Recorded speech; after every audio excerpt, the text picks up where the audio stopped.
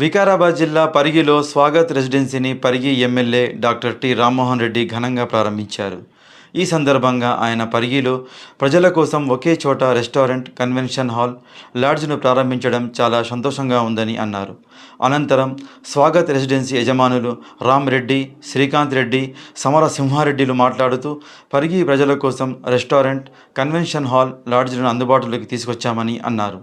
రెస్టారెంట్లో north Indian, south Indian, Arabian, mandi section, families కోసం ప్రత్యేకంగా సెక్షన్ ఏర్పాటు చేశామని అన్నారు.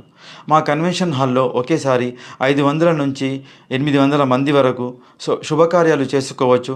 క్యాటరింగ్ సర్వీస్ కూడా అందుబాటులో ఉందని తెలిపారు.